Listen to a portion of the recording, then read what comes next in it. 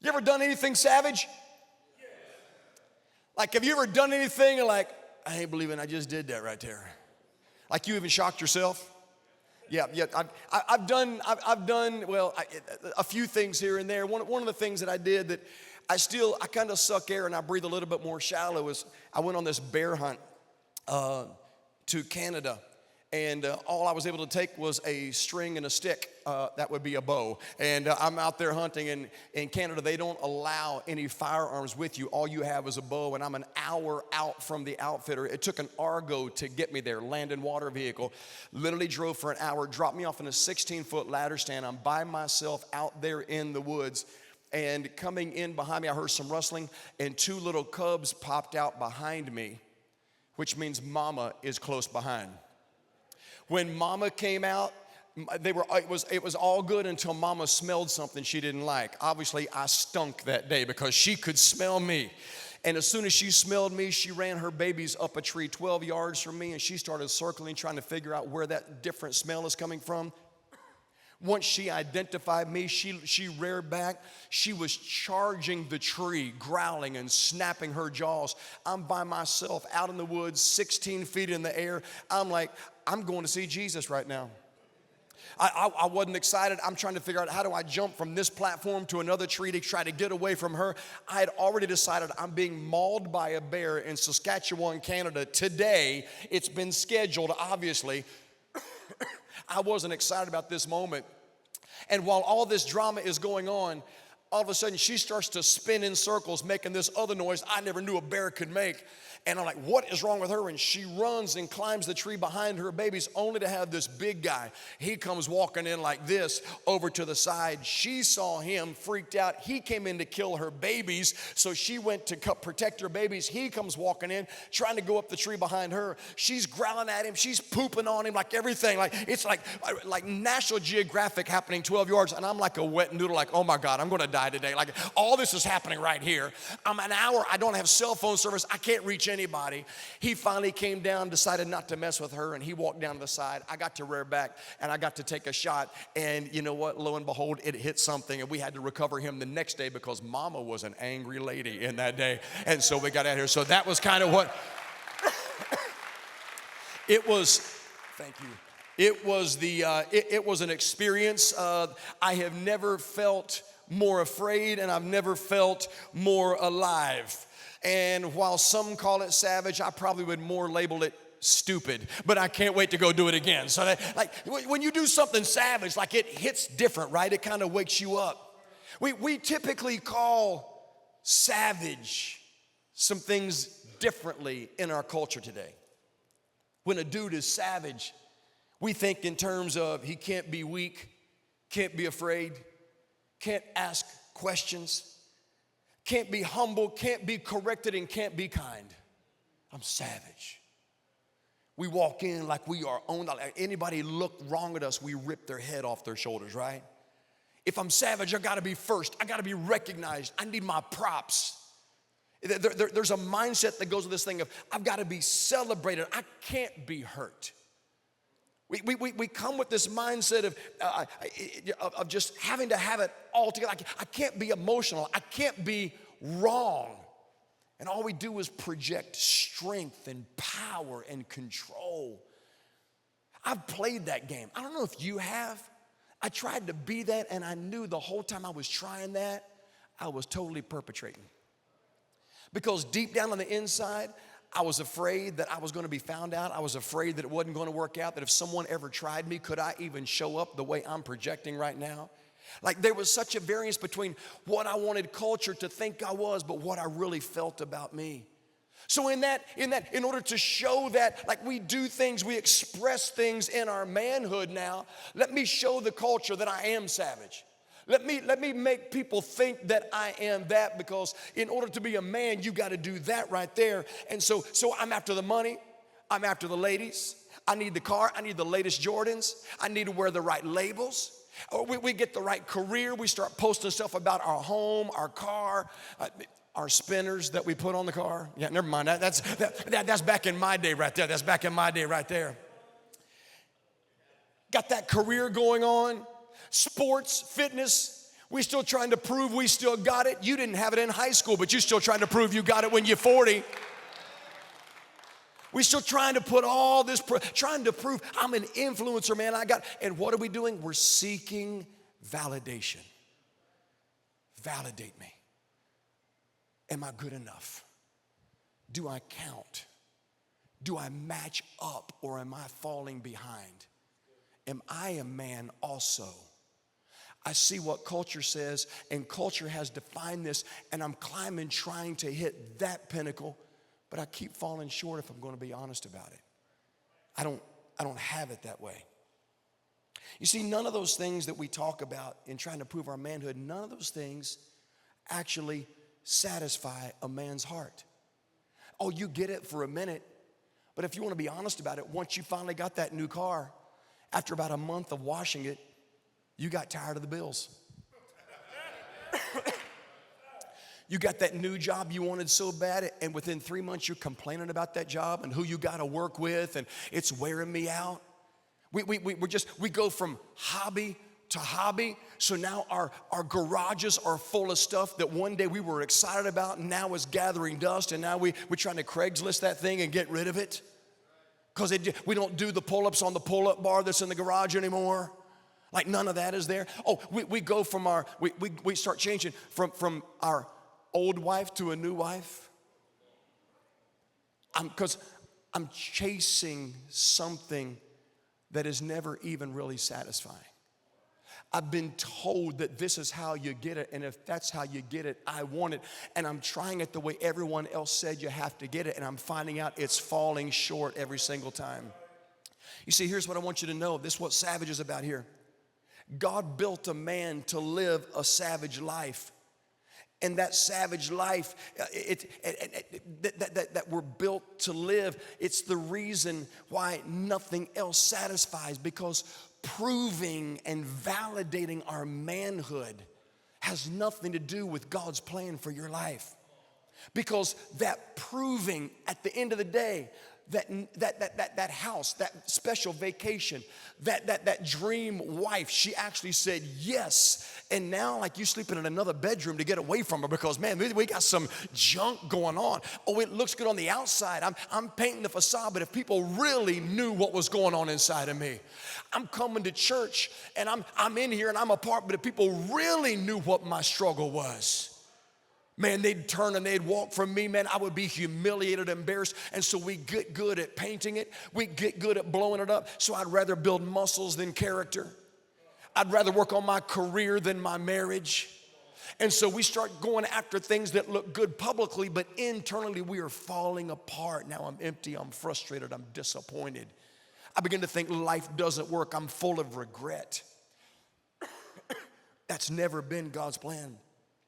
So if that's what the world is telling us, that it means to live savage as a man, and it's failing us, and I think everyone in here, you've got experience at all those things failing at some point in your life. I've got multiple places that hit.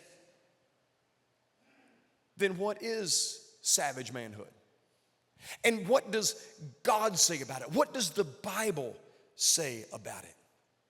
When I think about a savage in the Bible, there's multiple guys that come to mind. But one that I want to kind of look on today, his name is Gideon. Gideon was a guy that was the unexpected savage, if I could put it this way. Let me give you this synopsis real quick. His story happens in Judges chapter 6 and Judges chapter 7. But let me just kind of give a synopsis of the story real fast. Here's how it goes down. This army named the Midianites, they came in, and where Israel was living, they set siege around the city. They overwhelmed them, took over, and all those living in Israel ran from their farms, ran from their homes, began to live in the mountains, live in the caves. They were hiding away from the Midianites. And even though the Israelites were still trying to do some life to keep themselves alive, they were farmers, they were sheep herders.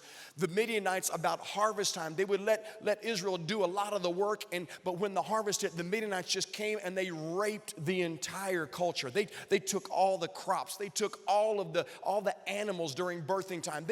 Israel could not catch a break. This is going on for 7 years. And there's one guy in the Bible where the Bible says his name is Gideon. And Gideon, the way he's introduced to us is the Bible says that he's by a wine press. He's hiding from the Midianites, and he's gathering a little bit of wheat off the ground, and he's knocking the husks off it, trying to stay hidden, trying to get some food for his family, hiding from the enemy, afraid, scared, messed up. And an angel shows up. This angel shows up right there at the winepress. You see, Gideon could hide from the enemy, but he couldn't hide from God. Some of us have been really good at hiding from our wife and hiding from a brother and hiding from family and putting the facades on. But can I tell you something? God knows right where we are today.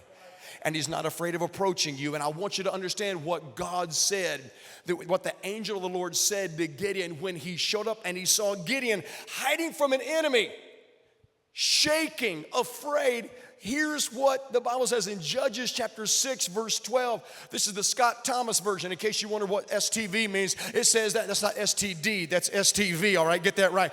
It says this: hey, savage, the Lord is with you. Would you read that with me? 1, 2, 3. Turn to the brother beside you and tell him this right here. Hey, savage, the Lord is with you. Tell him.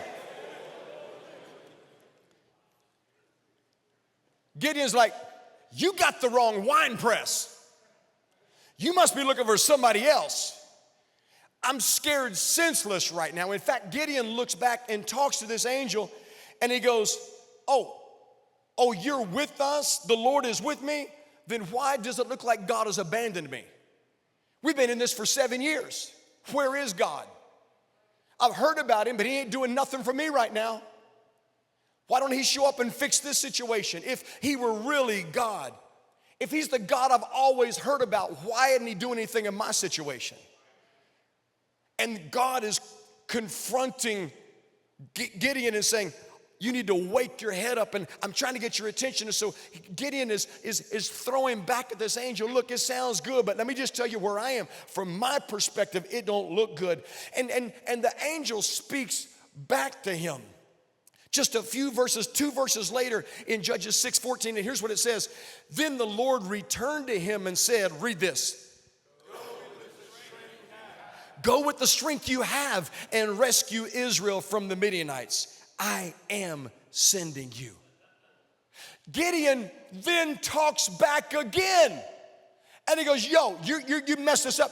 I am from the weakest family in all the tribes of Israel. And by the way, I'm the weakest man in my family. He's layering the excuses why you chose the wrong man. You should have chose somebody different. I'm hiding from an enemy. I'm scared senseless. I've been in this situation for years. Nothing is changing. God ain't done nothing for me. I've been stuck in this situation, and you want to show up now and say, hey, savage, I'm with you, let's go. You want to tell me right now, go in the strength that I have? Bro, I ain't got none. I'm in this situation because I ain't got no strength. I'm a mess right now. You should have talked to my wife. My wife is stronger than I am, and all the brothers said. Well, we don't want to admit that right there, but I'm just saying. Gideon was not a picture of a savage man. He wasn't a picture that you and I would like emulate our life after. He was afraid of the enemies and the situation he was in. He doubted God. He doubted himself. Watch this. He became content with being average, fitting in. Even worse than that, he decided to let bondage become his home. I'll start making excuses to say, well, it's going to be this way for the rest of my life. I'll struggle with this addiction forever. It's just going to be this way. My daddy had it. My granddad had it. I guess me too. That's what happens. He stopped fighting. He stopped believing for more.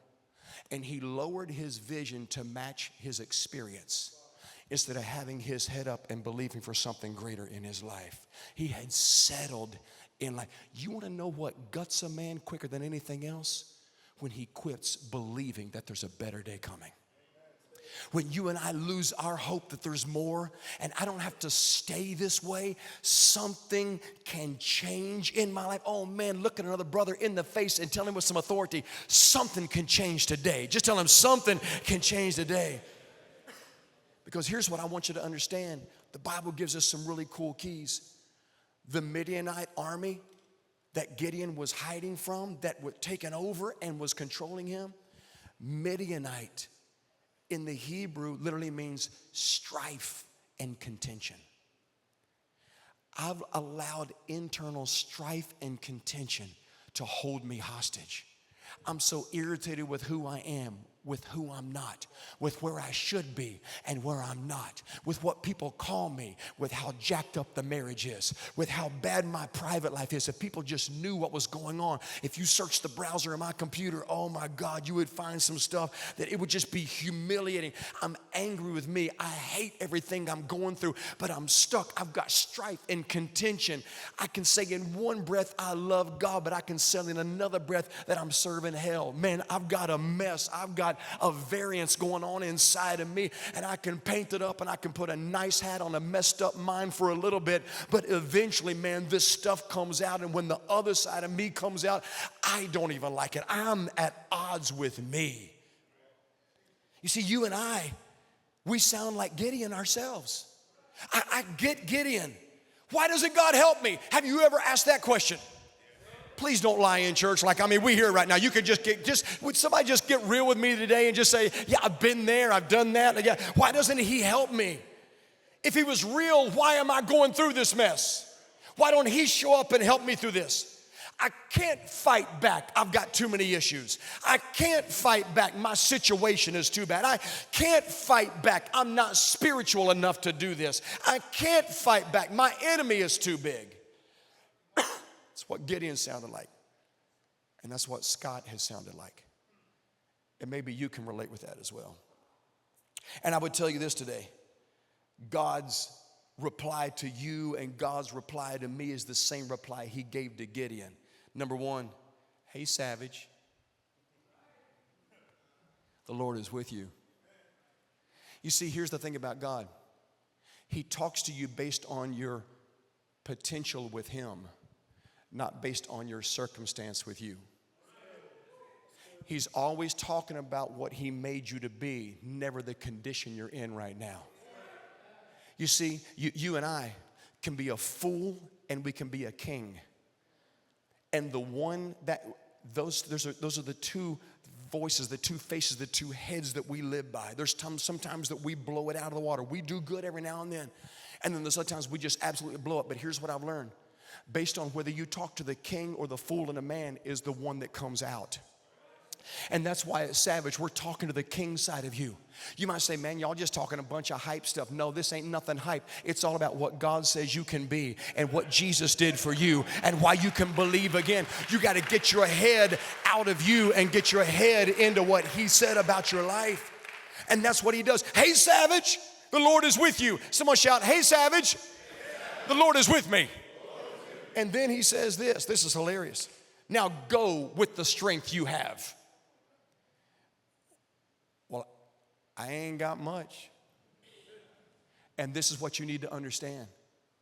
God's not asking you to do all the work. He's saying, if you got enough strength to step, that's all I need you to do. I'm not asking you to knock the giant down. I'll kill him for you. I just need you to get on the battlefield and then let me do the fighting. I need you to show up so that me and you can do some things that you'll never even understand. You're going to be amazed as to what I do in you as well. You see, God wasn't shocked by Gideon's fear, and he's not shocked by our fear. God wasn't surprised by Gideon's enemy, and God's not surprised by the struggle you have. God wasn't even angry over Gideon's doubt, and he can handle the questions that you and I have for him. It doesn't rock his world, but God said, you've got everything you need right now to win. Drop the excuses. Stop tapping out. Stop bailing and running. You go to man up or we will keep hiding around wine presses for the rest of our life and live angry and frustrated knowing there's more in life I should have. And we see other men climbing mountains and doing great things, and I wonder, why am I not there? And my brothers, please hear me. You can live that life not because of the power in you, but the power of Him that is alive in you. You and I can live this life. We can be and live that savage life. Here's what I'm trying to tell you: God's power and your obedience. God's power and your obedience. God's power and your obedience will produce the victory you want in life. The Bible tells us that Gideon finally agreed to God's plan, gathered a big old army. Let's go after him. Let's take out this enemy. We're going to fight the Midianites. Let's go, let's go. Gideon gathered 32,000 men to take on the multiplied thousands, tens of thousands of the Midianites. And he's like, okay, let's go, let's go. And God goes, I love you, Gideon. I see you, boy. You standing, you no longer hiding behind the wine press. Let's go. You got an army. I'm loving that. God says, now here's the deal. There's too many. Can you say that again? Yeah, there's too many. I got 32,000. I was going for 40. Yeah, I know. I got in the way of the other 12, or the other 8. I'm just telling you right now, you got too many. And God knocked his 32,000 down to 300. What the? You know Gideon wasn't excited about that. But you see, here's what's going on. God will always keep you and I in a situation where it looks like there's not enough, so that he always gets the glory for when we come out the other side. I have to say thank you to him.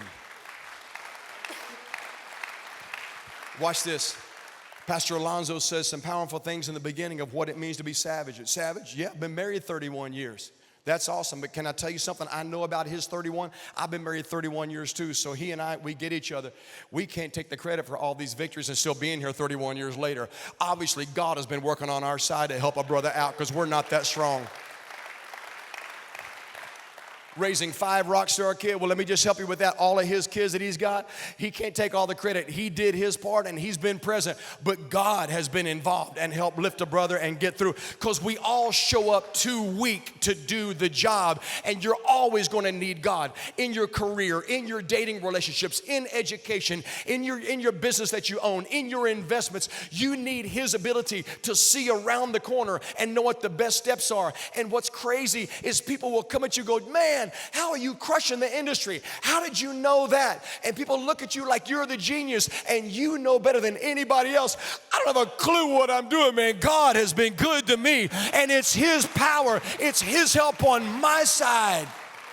This is what I'm trying to tell you guys. It's not about you and I. It's about what he's doing through us. And the Bible says when Gideon and his 300 went to battle, that the enemy turned on themselves, killed themselves, and ran out of town. Gideon had a mighty victory. He went savage. He went from really simple to really savage. And that's what God does with us. I want to talk to you in the closing moments of today. How do we live this savage life? What are the keys to living savage? Here we go, real quick. Number 1, understand this. Savage means this, according to God's word: a life of devotion and commitment to Jesus. A life of devotion and commitment to Jesus. That's it. Well, that don't sound too savage. Oh, trust me. When the temptation is in your face and you decide to walk away, that's savage. When everything is going crazy at the house and it seems to be all going to hell in a handbasket, you still going back home and being with that lady and loving her and protecting and providing, that is savage. Oh yeah, watch. Cutting and running, that's the easy thing. Giving into the temptation and then making excuses for it, that's the easy thing. You can keep hiding behind the wine press all you want to and try to talk savage. Ain't nobody buying it. But when we keep showing up, I got my heart broke, but I'm still here. I got rejected, but I'm still here. I can't be driven. I've got pressure on me like I can't describe, but I'm still here. Didn't get recognized, but I'm still here. I can't be offended out of my place because I know who God made me to be. Brothers, listen, this is our call right here. This is why the men went to battle. The men were there to fight and protect, and we can give our lives. We can take the hits. We go through that on behalf of our families. We got to man up here. We got to go savage and be those men that God made us to be. You got to have a life of devotion and commitment to Jesus. What does that look like? Here we go. Number one, you need to know you serve a savage God. Isaiah chapter 52, verse 12. You got it around your neck right now. Isaiah 52, 12. Here's what it says. Read it with me. Read it loud. Read it proud. The God of Israel will guard you from behind. God's got your six. Tell somebody, God's got your six. God's got your six. Some of y'all still wonder, okay, can you please tell me what six means? I'm not getting what it says. Six means that when you're facing an enemy, when you're looking forward in life, that's your 12 o'clock position. Six is your behind you, your rear position. And you can only look one way at a time. And you got to be able to look into your future or look into your past. And until you recognize that God's got your six, you will be looking at your past for the rest of your life. But when you know God, it says, guys, I got your back. I got your six. Would you please get your eyes back on your 12 so you got somewhere you can go in life? Let that go. Stop running from that. Stop talking about that. Stop complaining about that. Stop trying to outlive that. Stop trying to prove anything. Let it go. Let it go. One more time. You got to let that stuff go, forgetting those things that are behind. I press forward. You got to know your God is savage. Exodus chapter 15, verse 3, the Bible says this, God is a man of war. He ain't soft. Oh, no, no, no. God is a man of war, and he's not playing. God has a place where he emotionally runs out of patience with your enemy. He'll let the enemy play with you just to harden us, to strengthen us, to learn how to deal with the pressure. But eventually that enemy will cross the line and God will step in and deal with that for you. But you got to learn to keep your eyes forward. You see, you're never going to find your future looking backwards. And you got to know where you're going. Psalm chapter 23, surely goodness and mercy will keep my six for the rest of my life. God's got your back covered, guys, and it's only good stuff that's behind you. No condemnation. God's not busting you up and calling you out. God's not trying to expose anything. He's covering, he's protecting your back. You got to know you're serving a savage God. Someone shout, savage God. Savage God. Savage God then chooses savage men. Savage men, that's who you are. Isaiah chapter 6, verse 8.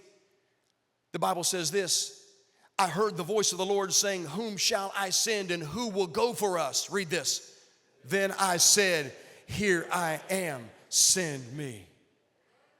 Isaiah's in a vision where God is talking. I've got everything set. I'm just looking for a man. Where is one man that I can trust? One man I can depend on. One man who's willing to trust me that I've got his back. I'll be by his side. I'll walk him through everything. I need a man that I can depend on, that I can put my weight on, that he and I together can do some supernatural, crazy, you've got to be kidding me stuff. I'm looking for somebody. And Isaiah goes, ooh, ooh, ooh, ooh, me.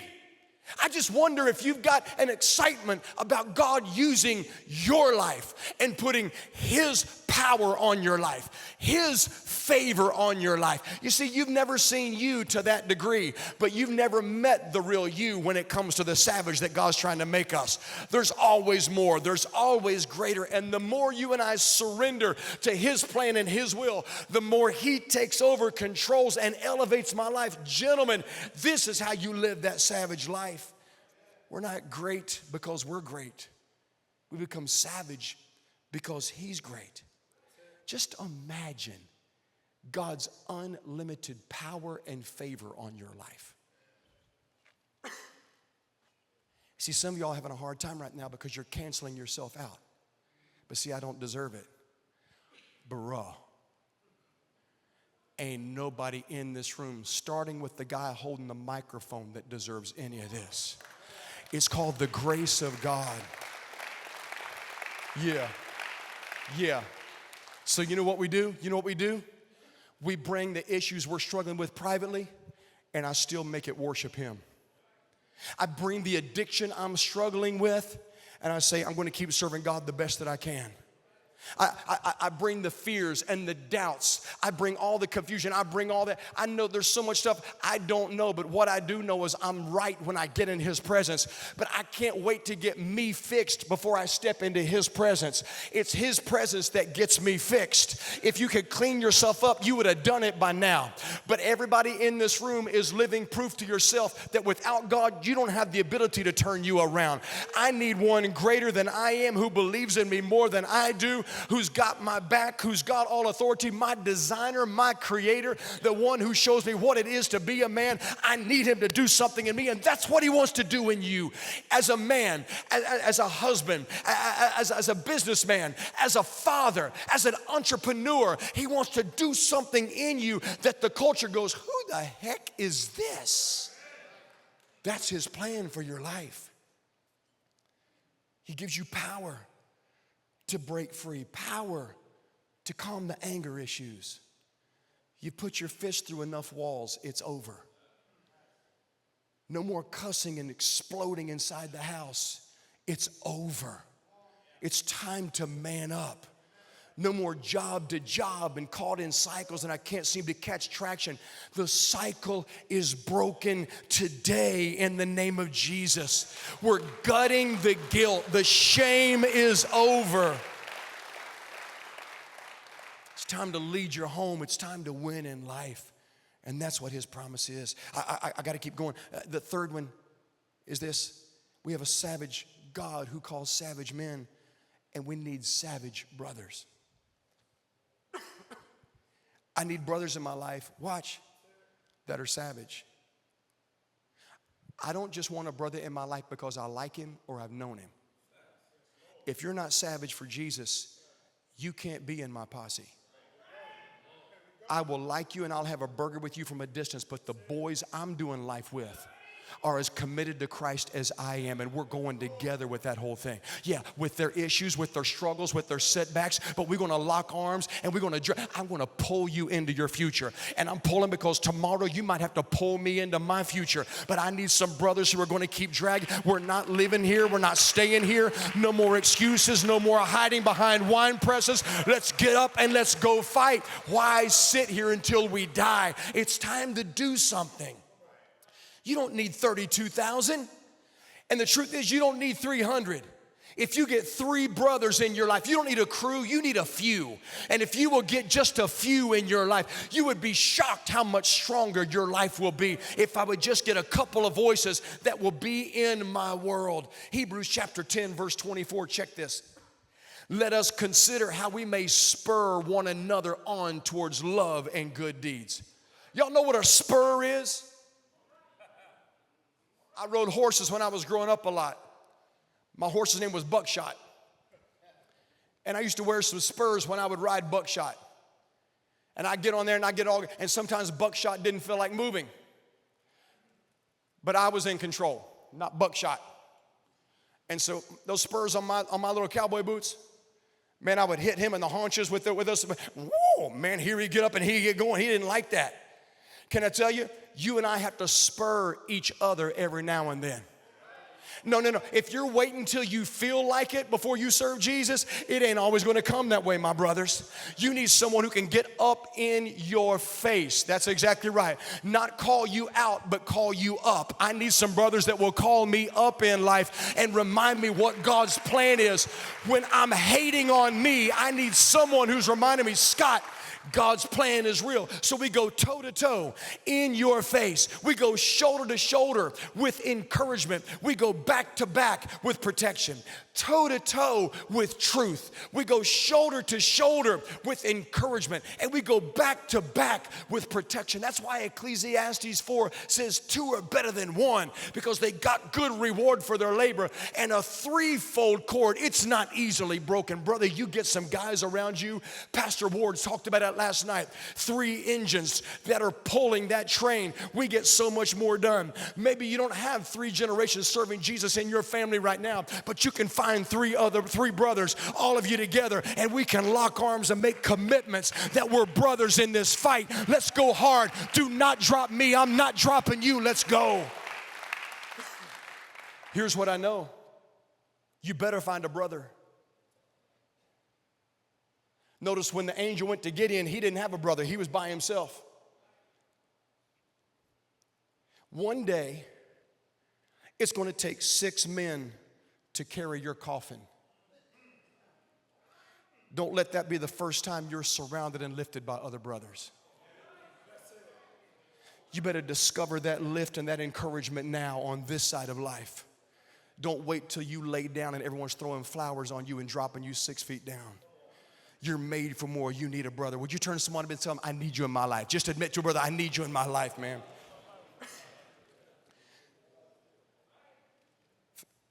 Savage moves.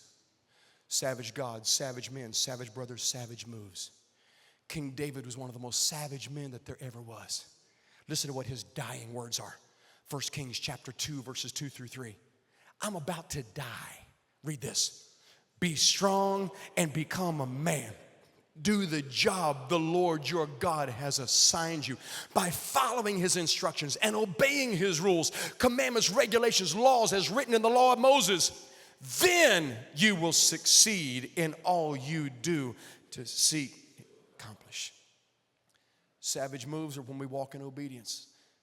David was talking to Solomon, his son. I'm about to die. Let me help you. Be a man. What does be a man mean? You obey God.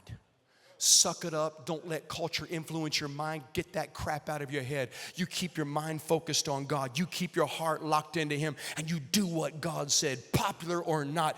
Lead your family, Solomon. Get your head up and do what's right in God's eyes. Don't make your wife talk you into coming to church. Be the first one up. Help get the kids ready. We going to church today. I might not be the loudest one, and I might have struggles in my life, but I know what it means to get to God's house where I can get some strength flowing in my life on a Sunday to help hit Monday strong. I need his presence. I need my brothers. Let's go. Let's lead strong, but do it the way David said. The total description of your purpose in life. You want to know what your purpose in life? It's real simple. Love God, man up, and follow him. And that right there is going to fulfill you no matter what your career is, no matter what your financial level is, no matter how famous or not you are, no matter what you drive or don't drive. It doesn't affect your heart when you know that you please God and he's involved in your life. That's next level savage right there, gentlemen. Trust God above the circumstances. Choose God over your reputation. You're not here to be pampered. You're here to serve. Deal with it. Deal with it. Stop seeking validation. You're here to serve. And you might not get recognized. Deal with it. That's what men do. We keep showing up anyway. No one cares how late I went to bed, how early I got up. Deal with it. We work, we provide, we go hard. That's what we do. That's how we live our lives. That's how we do this. I'm finished with this. Then we have savage victory. A savage God chooses savage men who needs savage brothers to do savage exploits, to move forward in our life so that we can have savage victory. Paul in the Bible, which I also consider a savage, he was also a train wreck, but he was a savage. Loved God, but man, he was twisted in so many different areas of his life. Paul was so savage, he got beaten by the church 3 times with rods and kept showing up anyway. You can't knock me out of this place. I'm going to keep showing up with love, joy. I'm not holding grudges. I'm not out to get you. It ain't about all, no, man, it's all good. I'm not hating on folks. I'm not after your wife. It's all good. I'm just here to serve him. That's who Paul was. And Paul comes up in Romans 8 and he goes this, what is it that can separate me from the love of God? What is it? No trouble. No bad news, no haters, not being hungry, not being homeless, bullying, threats, betrayal. Not even my own failures can separate me from God's love and his action in my life. In fact, he goes on to say this in Romans 8:37. Read this loud, read it proud. No, in all these things we have complete victory through him who loved us. Notice one word in that verse. In trial, tribulation, persecution, homelessness, being hated on, falling down in life. No, in all of those things, we're still more than victorious. It doesn't say outside of those things. It doesn't say after that's over. No, while the hell is going on in your family, I still have the victory. And God's still working in my life. And I'm getting stronger as the pressure's applied. I'm getting stronger in my life because I will not back up. I will not apologize for loving Jesus. And I'm going to go hard. Oh, I'm going to still fall down. I'm going to mess up, but I'm popping back up and I'm going to do it all over again. I can't tell you how many times I've had to apologize to my wife for dropping the ball. But I pop back up and I keep going again. I've had to apologize to my son when he was a little boy coming all up. Even to this day, I'll have to apologize for things I say or things I do because I still blow it as a dad. But when I apologize, I'm popping back up and I'm still here. Nothing has displaced me. Nothing can take my role in this house. That's why I got to stay in the game, because if I don't father this house, somebody else is stepping in, and ain't nobody stepping into my house with my wife, with my kids, over God's plan for my life. Oh, I don't think so. So life is a battleground. The only way to win is go savage for Christ. So do me a favor, gentlemen. Put the joystick down and pick up a Bible. It's time to stop getting in front of the screen and just playing. You don't have playtime. You don't have time to just mindlessly go away. You got to stay focused. You got to get in it, because the enemy is good at throwing so much comfort towards us. We get addicted to comfort instead of growth, and both don't operate together. You need some boys that will stand with you, walk you through, and keep you energized, spur you on to keep doing things that's going to advance your life. You don't have time to waste. I don't have time to waste. That's why we're here at Free Life. That's what life groups are about. That's what Activate is about. That's what Sundays are for. That's why this brotherhood is here. I don't have time to waste. And when you and I learn that over our families, and then we join together as an army in this house, we can rock Lakeland. We can rock Central Florida. We can raise a standard that they'll come in from across the nation. What is going on with the men in that place? They actually believe that God is God in their life. That's the kind of savage brothers that we are right here. We can do this. We lead, we love, we fight for our homes, remain standing. Everyone say this: I'm a peacemaker, but I'm not passive. I'm saved, but I'm not soft. I'm forgiven, but I ain't fragile. Don't get it twisted. You're savage, brothers. That's what I'm saying. And that's what Jesus builds inside of us. And we do this together. So I need you to do something today. Wipe the shame off of your life and get back in the fight. And quit talking about how wrong you are, how bad you are. We all are outside the grace of God. But because of His grace and because of forgiveness, we have a right to stand here and lift arms and say, God, I love you. And so here's our challenge. One more step towards Jesus. That is what you call savage.